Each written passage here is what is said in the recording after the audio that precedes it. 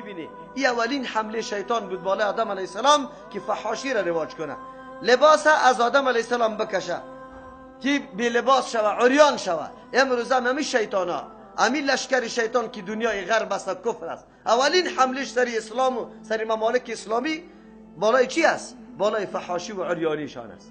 امروز اینترنت ها را ببینید، تلویزیون ها را ببینید، کلش مسئله لچ. عجیب است، مردا اونجا دریشی داره، زنا لچ است. این کدام طبیعت است؟ شما باور به الله بکنید، پسترین زمانه، بگوی زشترین زمانه اینمی زمانی کی است؟ همین زمان اروپا و دنیای غرب است. در زمان جاهلیت به همین سیستم نبودن مثل که عالی است، بلکه دعوت به این گپا داده میشه، دعوت به این گپا داده میشه. کدام کارا نیست که میکنن. من که تلویزیون بد میگم به می خاطر تلویزیون یک گاله است، بدی و خوبی در دست توست، هر رقم که استفاده میکنی. لیکن با تاسف که معاشره ما تقوا نداره، دین نداره، معلومات کافی نداره، بیدار نیست، هوشیار نیست. برنامه های مزخرف، امی سرمایه‌داری که شبکه تلویزیونی و رادیو را جور کرده، امی خود مسلمان میگه دیگر روز مناسب جنازیش میکنه، اما امروز اینقدر فحشا و آنقدر خدمت در یهود و نصارا میکنه که تانگای یهود و نصارا همونقدر فایده را برش نمیرسانه. دنیای کفر با مداخله نظامی خودی قدر کامیابی حاصل نکرده، مثل که مسلمان نمای ما اینطور مردمی که شبکه ها را داره و این فیلم ها را پخش میکنه، این خبیث است، این لعین است، از همون یهود و نصارا کرده پستر انسان است. این سبب گمراهی ملت شده، در بدر کردی ملت. اصلا چوچو یهود این همی مردم است، لیکن سبا مناسب جنازیش همه خانه به خاطر که 500 در جیبش داده میشه. لعنتی الله سری تو نمیشه. بعد بگوی که اینمی شبکه را من میشناسم که کلی فحاشی و عیاشی را پخش میکرد، صاحبی امی شبکه است. الله اکبر جنازش را نخوانه که پشت دیگه ملا بده و دیگه ملا بده و دیگه ملا بده و ملا بگوی که نه ایره ما چطور جنازش را بخوانه. قرآن توهین کو، اسلام توهین کو، حالی زنای فاحشه دیگه هم پیدا شده. در رسانه ها ملاها و اسلام توهین کرده رویسته. عجیب شبکه است، همین تو شبکه که تو امیر نقش میکنی موقع برش میدی برای گپ زدن. تو مسلمان هستی؟ اگر تو غیرت سر اسلام داری چرا موقع گپ زدن برش میدی؟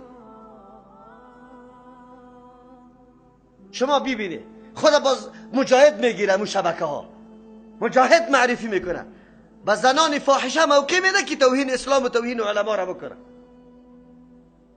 ما ایران به این ماندیم که شبکه ها آخر چی میکنه؟ چی مفادشان به این ملت رسیده؟ از دروغ، آذان دروغ، پخش کردن تلاوت دروغ، نعوذ بالله، خودنمایی، مردم فریبی، دیگه کاری ها نداره. یک برنامه تربیتی و درستی نداره، یک برنامه. من که میگی لعنتی الله است که در یه وطن آمده، به الله قسم در بدر شد ملت. تانگای امی قدر فایده را، امی مداخله نظامی امریکا امی قدر فایده را در نظامی خود نکرده که توسط پخش شبکه های شیطانی در وطن ما تخریب کرده، اخلاق مردم فاسد کرده، زندگی را. دخترها را ببینی، زنها را ببینی که امیال فعلا در شهر کابل میگرده. شما را به الله قسم در فرانسه میتور است.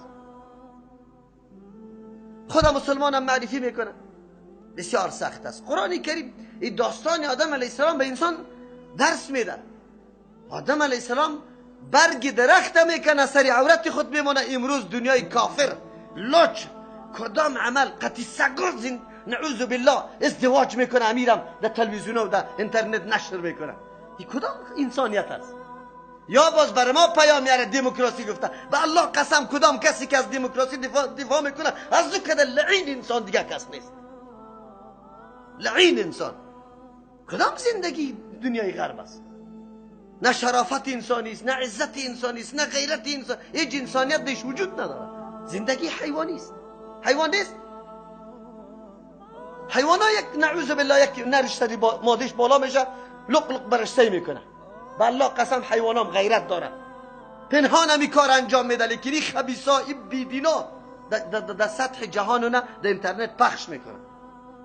بازم مردم فرفتی اینمی دموکراسی لعنتی و اینمی فرهنگ مبتذل و بی غیرتی غرب است. هر کس که از اون جمعه ولا غربین ترس ولا غربین چی است؟ غرب چی است؟ نه در اونجا پدر شناخته میشه، نه مادر شناخته میشه، نه دختر شناخته میشه، نه احترام است، نه صمیمیت است، هیچ چیز هم وجود نداره. تو زندگی چی را میگی؟ شکمت پر باشه، نعوذ بالله حیوان واری خوردن بکنی، نوشیدن بکنی، همین زندگی است. قرآن کریم بر ما میگه ببین امروز او مسلمان، او حاجی صاحب، دخترت میبره یک دفعه سرنوشت زنت میبره، معلوم که کجا میره، همین زن دوسته، تو را به الله قسم بی غیرت نیستی، سرخ و سفیده زده رئیس دفتر میره، برای شمی قنه میگی که اونجا شوهر خوم هستم، همین لباس شوده خانه برای ما بپوش، نه او که در دفتر میری. امروز چی حال است؟ در کدام سرحد رسیده؟ یه عیب دانسته نمیشه، یه عار دانسته نمیشه، یه گناه دانسته نمیشه، افتخار است، افتخار. باز خود مسلمان معرفی من قرآن دوست دارم، به الله قسم این قرآن توری دوستی نداره. بسیار مردم ها خو میگه که ما قرآن دوست داریم، این قرآن لعنت سری و مردم میگه